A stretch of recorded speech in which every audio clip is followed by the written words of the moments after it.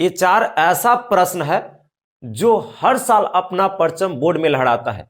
ये चार क्वेश्चन में आज तक बोर्ड का एग्जाम, बोर्ड का औकात ही नहीं हुआ कि इससे क्वेश्चन नहीं दिया है, छपा हुआ है। इससे एक क्वेश्चन आप जाकर छाप दीजिए। पहला क्वेश्चन, प्रतिचुंबकीय या लौह चुंबकीय या अनुचुंबकीय की विशेषता, एक विशेषता आपको देगा लिखने के लिए, एकदम लिखा है वहां पे। सबसे इंपॉर्टेंट यहाँ पे लौह चुंबकीय है, लौह चुंबकीय एकदम समझो कि छपा हुआ है, हर बार की है। आपको समांतर प्लेट संधारित्र की धारित्र, समांतर प्लेट संधारित्र के दूसरे प्लेट का काम कई बार पूछा गया है, बोर्ड एग्जाम के क्वेश्चन बैंक जाकर देख सकते हैं। भंवर धारा कई बार पूछा गया, फूको धारा इसको कहते हैं। विस्थापन धारा कई बार पूछा गया है। यानी ये क्वेश्चन यदि चार को पढ़ लेते हैं तो आपको दो क्वेश्चन ना तो एक तो कोई रोक ही नहीं सकता है। और ये जब भी देता है तो खूबसूरत की बात है कि 5 नंबर में क्वेश्चन देते हैं। तो 5 नंबर या तीनों में से एक आध को टपक गया 2 नंबर के, तो 5 2 7 नंबर। यानी अभी आप बढ़िया से देख लेते हैं तो 7 नंबर आपको कंप्लीट होने वाला। भटकिए नहीं, इस पर 90 VVI सब्जेक्टिव क्वेश्चन का सीरीज भी चलाया जा रहा है, आप प्लेलिस्ट जाके चेक कीजिए। 90 क्वेश्चन जो पढ़ा देंगे उससे बाहर नहीं रहेगा। ठीक है, तो क्वेश्चन नंबर हम लोग एक से क्या करते हैं, स्टार्ट करते हैं। बढ़िया से आप इत्मीनान से समझने का प्रयास कीजिए। चलिए हम लोग क्वेश्चन नंबर 1 को देखते हैं। तो फर्स्ट क्वेश्चन में यही था, प्रतिचुंबकीय, अनुचुंबकीय और लौह चुंबकीय की विशेषता को लिखे। आप क्वेश्चन लिख लीजिए, हम यहाँ नहीं लिख पाए क्योंकि जगह कम है। तो यहाँ पे आपको सभी का विशेषता लिखना। एक क्वेश्चन विशेषता से रहेगा, चाहे प्रतिचुंबकीय के दे दे या लौह चुंबकीय के दे दे, सॉरी अणु को दे दे या लौह को दे दे, कोई एगो देगा, एकदम 100% लिख लो। 5 नंबर आपको मिलने वाला है। ये तीनों याद हो गया तो एक क्वेश्चन तो रहेगा 5 नंबर। सबसे ज्यादा इंपॉर्टेंट आपका लौह चुंबकीय, आपको ई वाला याद हो जाएगा। तो ई याद करने में कोई भार नहीं पड़ेगा, इसमें तो पड़ेगा ही नहीं, क्योंकि ये जिसको याद आता है दोनों ऑटोमेटिक फ्री में मिलता है। चीजों के ऊपर ध्यान देते रहिएगा, आप थोड़ा सा वीडियो स्किप नहीं कीजिए, कोशिश करिए कि लिख लीजिए, टाइम बहुत कम है। यहाँ से प्रतिचुंबकीय पदार्थ, तब यहां से हम लोग कहेंगे प्रतिचुंबकीय पदार्थ की निम्नलिखित विशेषता, इसका भी वही बात लिखेंगे, इसका भी वही बात लिखेंगे। पहला नंबर हम विशेषता शुरू किए क्योंकि जगह क्या अभाव था। आप वहां लिख दीजिएगा, मान लेते प्रतिचुंबकीय पदार्थ की विशेषता लिखो तो कहना इसका निम्नलिखित विशेषता, पहला नंबर से स्टार्ट करना। ठीक से सुनते रहिए। प्रतिचुंबकीय पदार्थ, यह चुंबक के बारे में चल रहा है, ठीक है। तो प्रतिचुंबकीय पदार्थ यहाँ पे समझिएगा, तो कहेंगे प्रति मतलब डाई, डाई इस इंग्लिश में बोलते हैं डाई मैग्नेटिक, पैरामैग्नेटिक, फेरोमैग्नेटिक। तो डाई मतलब मरा हुआ, ये नहीं, इससे चुंबकीय बल रेखा गुजरेगा ही नहीं। यानी प्रति चुंबकीय ऐसा पदार्थ है जेका से बल रेखा नहीं गुजरता है। चुंबकीय बल रेखा मतलब चुंबक उम्बक का जो बल रहता है ना, खिंचाव होवे नहीं करता। देखिए, प्रति चुंबकीय पदार्थ से चुंबकीय बल रेखा होकर नहीं गुजरता है, यानी इससे चुंबकीय बल रेखा नहीं गुजरेगा। जैसे मान लेते हैं कि चुंबकीय पदार्थ रखा हुआ है, प्रतिचुंबकीय पदार्थ रखा हुआ है, कोई पदार्थ है, अब इससे हम बल रेखा को ऐसे गुजारेंगे तो जाना चाहिए था सीधे, तो ऊपर भाग जाएगा। कहाँ भाग जाएगा? ऊपर। इससे गुजरबे नहीं किया, नीचे ऐसे भाग जाएगा। इस तरीका से नहीं देखते हैं रोड पर कोई आदमी मरा हुआ रहता है, डाय मतलब मरा, तो मरा हुआ रहता है तो आदमी नीचे उतर के चल जाता है। यही प्रकार से आपको ध्यान रखना है कि प्रतिचुंबकीय पदार्थ से चुंबकीय बल रेखा नहीं गुजरता है, इससे कुछ कुछ होकर गुजरता है। देखिए यहाँ पे हम दिखा भी दिए, इससे कुछ कुछ होकर गुजरता है। जैसे ऊपर से जाएगा तो ऊपर ही चल जाएगा, नीचे से जाएगा तो इसे पार करेगा। देखिए पार कर रहा है ना, ऐसे नीचे से गया तो नीचे ही दिखा चल गया, मतलब कुछ कुछ, पूरा पूरा नहीं। और लौह मतलब ज्यादा खिंचाव होता है। क्या होता है? खिंचाव होता है, इससे पूरा पूरा चुंबकीय बल रेखा होकर गुजरेगा। देखिए ये जा रहा था छोटा ऊपर से, अब घुस गया नीचे कि ना इधर आकर के चुंबक खींचता है, खींच लिया और इसे निकाला। फिर देखो नीचे से जा रहा था फिर ऊपर गया, मतलब चिपका लिया और बाद कहा कि अब जाओ। यानी कहने के मतलब कि इससे बोलेंगे कि इससे कहेंगे प्रति चुंबकीय पदार्थ से चुंबकीय बल रेखा होकर नहीं गुजरता है, इससे कुछ कुछ होकर गुजरता है, इससे पूरा पूरा गुजरता है। एक याद हुआ तो सब याद होते जा रहा है कि नहीं? दूसरा नंबर पे आप ध्यान दीजिए, प्रति चुंबकीय पदार्थ की चुंबकीय प्रवृत्ति ऋणात्मक बहुत कम होता है। यानी प्रति चुंबकीय पदार्थ की जो चुंबकीय प्रवृत्ति होता है, नहीं कहता तू कैसन नेचर कहते हैं कि एकदम पागले है रे, तोरा नेचर ना ठीक है, वही तो एक का नेचर कैसन है, तो इसका कहता कि नेचर है ऋणात्मक अब बहुत कम। यानी कहेंगे प्रति चुंबकीय पदार्थ की चुंबकीय प्रवृत्ति ऋणात्मक होता है, बहुत कम होता है ना, ऋणात्मक बहुत कम। तो इसका हो जाएगा ऋणात्मक, सॉरी इसका हो जाएगा धनात्मक का बहुत कम। क्या हो जाएगा? तो इसको कहेंगे इसका चुंबकीय प्रवृत्ति क्या होता है? धनात्मक होता है और बहुत कम होता है। याद कीजिए, ऋणात्मक कम, धनात्मक कम, इसका धनात्मक अधिक हो जाएगा। इसका क्या हो जाएगा? धनात्मक और अधिक हो जाएगा। तो दूसरा नंबर याद हुआ कि प्रति चुंबकीय पदार्थ का चुंबकीय प्रवृत्ति ऋणात्मक बहुत कम, इसका धनात्मक कम, इसका धनात्मक अधिक। तीसरा नंबर पे ध्यान दीजिए, प्रति चुंबकीय पदार्थ की चुंबकीय प्रवृत्ति ताप पर निर्भर नहीं करता है। यानी इसको प्रति चुंबकीय पदार्थ का जो चुंबकीय प्रवृत्ति है वो ताप पर निर्भर नहीं करतेगा तो करेगा, उसका कम ताप दो चाहे पूरा तापे दे दो तैयो कोई फर्क नहीं पड़ेगा। यानी प्रति चुंबकीय पदार्थ की चुंबकीय प्रवृत्ति ताप पर निर्भर नहीं करता। आपको पूछेगा निम्नलिखित में से कौन ताप पर निर्भर नहीं करता, तो प्रति चुंबकीय पदार्थ। यहां से ध्यान दीजिए, जब अणुचुंबकीय पदार्थ को अधिक ताप देते हैं, बहुत ज्यादा टेम्परेचर देते हैं, तो प्रतिचुंबकीय जैसा काम करता है। देख लीजिए, अणुचुंबकीय पदार्थ अधिक ताप पर प्रतिचुंबकीय जैसा काम करता है, प्रतिचुंबकीय जैसा कार्य करता है। यानी जब इसको अधिक ताप देंगे तो प्रतिचुंबकीय जैसा काम करने लगेगा, और इसको अधिक ताप देंगे तो ये अणुचुंबकीय जैसा काम करने लगेगा। यानी ये ताप पर निर्भर नहीं करेगा, एक अधिक ताप देंगे तो एक जैसा काम करेगा, इसको अधिक ताप देंगे तो इसके जैसा काम करेगा। चलिए, 2 पॉइंट आपको क्लियर हो गया होगा, मुझे उम्मीद है। आप थोड़ा सा वीडियो स्किप नहीं कीजिए, आपको किस्मत का यहाँ पे क्या है बाबू, है ना, किस्मत नहीं, आपका मेहनत का फल मिलेगा। प्रतिचुंबकीय पदार्थ की यहाँ तक हो गया, ताप पर निर्भर नहीं करता है। चलिए 3 पॉइंट हो गया जी। चौथा नंबर पे ध्यान दीजिए। अब चौथा नंबर पे ध्यान दीजिए, यहाँ पे क्या कहता है, प्रतिचुंबकीय पदार्थ चुंबकीय क्षेत्र में अल्प प्रतिकर्षित होता है। ठीक से सुनिए, ये क्या होगा कि चुंबकीय क्षेत्र मतलब चुंबक का एरिया होगा जहां से कोई लोहा वहा के खींच लेता है। तो ये कहता है चुंबकीय पदार्थ चुंबकीय क्षेत्र में अल्प प्रतिकर्षित होता है। अल्प प्रतिकर्षित मतलब थोड़ा थोड़ा धक्का देता है, लेकिन यहाँ से अल्प आकर्षित होता है, ये तीव्र आकर्षित होता है। मतलब देखिए, ये अल्प प्रतिकर्षित, ये अल्प आकर्षित मतलब कम कम खींचता है, आई तीव्र आकर्षित होता, पूरा खींच लेता, लोहा जा रहा है इधर आओ, है ना। तो कहने का मतलब यहाँ पे क्या है कि अणुचुंबकीय पदार्थ के अणुचुंबकीय पदार्थ चुंबकीय क्षेत्र में अल्प आकर्षित होता है। यहाँ पे कह सकते हैं तीव्र आकर्षित होता है। अल्प प्रतिकर्षित, अल्प आकर्षित, तीव्र आकर्षित। लास्ट में इसका उदाहरण है, नीचे उदाहरण आप लिख लीजिएगा, क्योंकि हमको पास जगह नहीं था तो इसीलिए हम लिख दें उदाहरण। तांबा सोना चांदी आप लिखिएगा। प्रतिचुंबकीय पदार्थ का उदाहरण तांबा सोना चांदी है।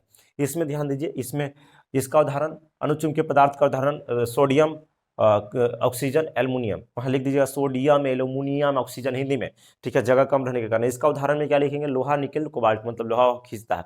इतना चीज मुझे उम्मीद है कि आपको समझ में आया होगा।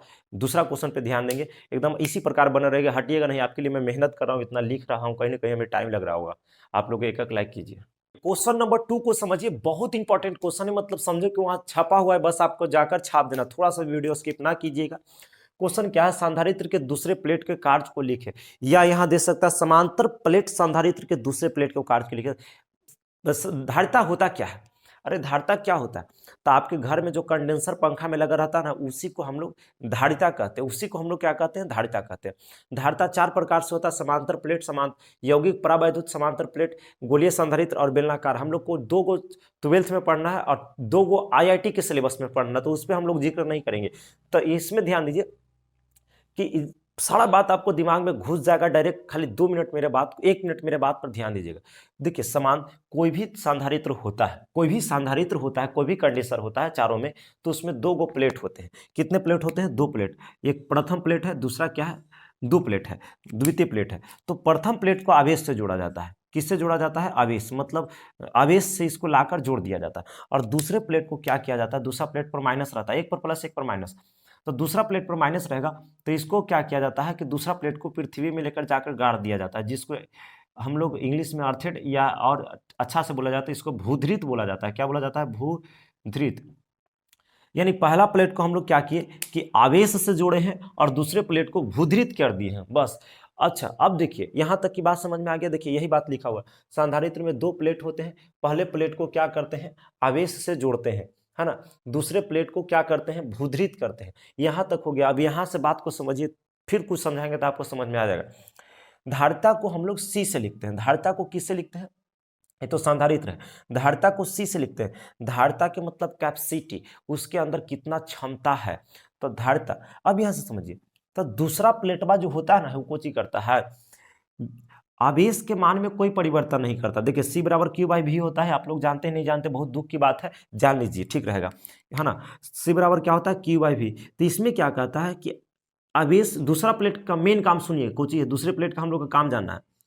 दूसरा प्लेट एक ही काम करता है कि आवेश के मान में कोई छेड़छाड़ नहीं करता है, और विभव के जो मान है ना, वो कम कर देता है, जिसके कारण धारिता बढ़ जाता है। सही बात है, विभव के मान को कम करेंगे तो धारिता बढ़ जाएगा, क्योंकि नीचे है तो उल्टा चलता है, व्युत्क्रमानुपात। अच्छा, विभव मान बढ़ा देंगे तो धारिता कम जाएगा, विभव मान घटा देंगे तो बढ़ जाएगा। क्योंकि आपको पता होना चाहिए कि नीचे है तो उल्टा चलेगा, इसमें सीधा सीधा इसको बढ़ाएंगे, क्यू बढ़ाएंगे तो ये बढ़ेगा, ई घटाएंगे, लेकिन इसमें उल्टा चलता है। तो दूसरा प्लेट क्या करता है, फिर से सुनो, कि आवेश के मान में कोई छेड़छाड़ नहीं करता है और विभव के मान को कम कर देता है, जिससे धारिता का मान बढ़ जाता है। अर्थात क्या निकल कर आया कि मेन काम उसको है दूसरा प्लेट का, कि धारिता का मान को बढ़ा देना, यानी कैपेसिटी बढ़ा देना, बस यही बात को मैं बोलूंगा। तो यहां से दूसरे प्लेट आवेश के मान में बिना परिवर्तन लाए, दूसरे प्लेट आवेश के मान में बिना परिवर्तन लाए, बिना परिवर्तन लाए विभव के मान को कम करता है, विभव के मान को क्या करता है, कम करता है, कम करता है ना, जिससे धारिता का मान बढ़ जाता है, जिससे धारिता का मान बढ़ जाता है। अर्थात आपको क्या निकल कर आया कि संधारित्र के दूसरे प्लेट का जो कार्य है वो धारिता के मान को बढ़ा देना है, धारिता के मान को क्या कर देना है, बढ़ा देना है। यही बात को आप लिख दीजिएगा, आपको 100% नंबर देंगे बाबू। आप लोग एक लाइक कीजिए, यूट्यूब पर कुछ सपोर्ट कीजिए, क्योंकि इस चैनल में सब्सक्राइबर कम है बाबू, आप ही लोग आगे बढ़ा सकते हैं। तो इसको स्क्रीनशॉट कीजिए, फिर हम लोग क्वेश्चन नंबर 3 पे आते हैं। मुझे उम्मीद है कि आप सीख पा रहे होंगे। क्वेश्चन नंबर 3 दिमाग में नहीं ठोक दीजिए तो आप बोलिएगा कि दिमाग में नहीं ठोके, एकदम क्वेश्चन नंबर 3 पर ध्यान दीजिए, एकदम 100% दिमाग में जाएगा। भंवर धारा, इसको दूसरा नाम फूको धारा भी है, इसको इंग्लिश में एडी करंट कहते हैं। कई बार पूछे गए प्रश्न, मतलब 100% छपा हुआ, जाकर सिर्फ छापना, ये सब क्वेश्चन बार बार पूछे जा रहे हैं। यहाँ से देखिए, भंवर धारा को हम लोग क्या बोलेंगे कि भंवर धारा किसे कहते हैं, आप एक लाइन मात्र रटिएगा, बाकी सब हो जाएगा। तो देखिए, भंवर धारा कहता है जब किसी परावर्तित चुंबकीय क्षेत्र में, यह कुछ चीज है, परावर्तित चुंबकीय क्षेत्र आपको रटना पड़ेगा। जब किसी परावर्तित चुंबकीय क्षेत्र में किसी धातु के प्लेट को रखते हैं तो उसके संपूर्ण आयतन पर एक धारा लगता है, जिसे भंवर धारा कहते हैं। इसका खोज फोकाल्ट नामक वैज्ञानिक ने किया, इसीलिए इसे फूको धारा भी कहते हैं। अब इस सारा बात को मैं लाइन बाय लाइन समझा देता हूं। देखिए, ये परावर्तित चुंबकीय क्षेत्र है, मतलब इसमें धारा जाएगा तो इसमें चुंबकीय क्षेत्र आएगा, ठीक है। तो इसमें क्या किया जाता है कि जब आप कोई धातु के प्लेट को रखोगे इस तरीका से, ठीक है, तो जैसे ही धातु के प्लेट को रखेंगे तो इसके संपूर्ण आयतन पर एक धारा लगेगा, जिसी को फूको धारा कहते हैं। जैसे इसमें अगर पानी को रख दीजिएगा तब पानी गर्म हो जाएगा, है ना, क्योंकि फूको धारा, देखिए भंवर धारा के कारण ट्रांसफार्मर वगैरह होता है जो गर्म हो जाता है, पंखा गर्म हो जाता है, मोटर गर्म हो जाता है, मतलब गर्म होना भंवर धारा दर्शाता है कि उसमें भंवर धारा उत्पन्न हो रहा है। तो एक बार ठीक से सुनिएगा, जब किसी परावर्तित चुंबकीय क्षेत्र में, यही बात तो रटना है, जब किसी परावर्तित चुंबकीय क्षेत्र में किसी धातु के प्लेट को रखते हैं तो इसके संपूर्ण आयतन पर एक धारा लगता है, जिसी को भंवर धारा कहते हैं। इसका खोज जो है फोकाल्ट नामक वैज्ञानिक ने किया, इसीलिए इसे फूको धारा भी कहते हैं। मुझे उम्मीद है कि आप चीज़ों समझ पा रहे होंगे। आप लोग सपोर्ट कीजिए, एक लाइक कीजिए, थोड़ा वीडियो शेयर कीजिए। आप सभी के लिए मैं मेहनत कर रहा हूँ, है ना, आप भी खुद के लिए कीजिए मेहनत। का लास्ट क्वेश्चन है विस्थापन धारा, डिस्प्लेसमेंट करंट, बहुत इंपॉर्टेंट है, आपको चुटकी बजाकर आंसर याद हो सकता है। विस्थापन धारा क्या कहता है कि विद्युतीय फ्लक्स में परिवर्तन के दर से जो उत्पन्न धारा होता है उसी को हम लोग क्या कहते हैं, विस्थापन धारा कहते हैं। विद्युतीय फ्लक्स में परिवर्तन के दर से दर के कारण उत्पन्न धारा को विस्थापन धारा कहते हैं, है ना। यह निर्वात में भी गमन कर सकता है, इसे आईडी द्वारा हम लोग क्या करते हैं, आईडी द्वारा सूचित करते हैं। तो बढ़िया से समझिए, इससे ज्यादा समझ में आएगा। आईडी जो है वो क्या कहता है, विद्युतीय फ्लक्स में परिवर्तन, तो विद्युतीय फ्लक्स को फाई कहते हैं। परिवर्तन के दर, दर मतलब टाइम से भाग दिया जाता है, तो हम लोग कहेंगे विस्थापन धारा, कहेंगे विद्युतीय फ्लक्स में परिवर्तन के दर के कारण, परिवर्तन के दर के कारण उत्पन्न धारा को हम लोग विस्थापन धारा कहते हैं। आई डी बराबर थोड़ा सा इसमें इस तरीका से, डी मतलब डिफरेंस होता है, विद्युतीय फ्लक्स में परिवर्तन के दर, है ना। तो ये सरल नोट कैसे आया, इसमें कुछ चीज़ों को बनाना पड़ता है जो कि मैं यहाँ बता नहीं रहा हूँ, क्योंकि आपको 2 नंबर में क्वेश्चन आते हैं। आप डायरेक्ट इसको याद करके लिख दीजिएगा, आपको नंबर मिल जाएगा। याद हो गया। विद्युतीय फ्लक्स में परिवर्तन के दर के कारण उत्पन्न धारा को विस्थापन धारा कहते हैं। इसे आईडी द्वारा सूचित करते हैं, आईडी बराबर डी5/dt, इतना स्पीड में, है ना। आप लोग एक लाइक कीजिए, चैनल को थोड़ा सपोर्ट कीजिए। आप सभी को सपोर्ट से मैं आगे बढ़ सकता हूँ, आपके लिए मैं मेहनत करूंगा। आप नहीं सपोर्ट कीजिएगा मैं कुछ नहीं कर सकता, बस पढ़ाते रह जाएंगे, कुछ नहीं होगा, ठीक है। अभी इसको जरूर क्या कीजिए, स्क्रीनशॉट कीजिए।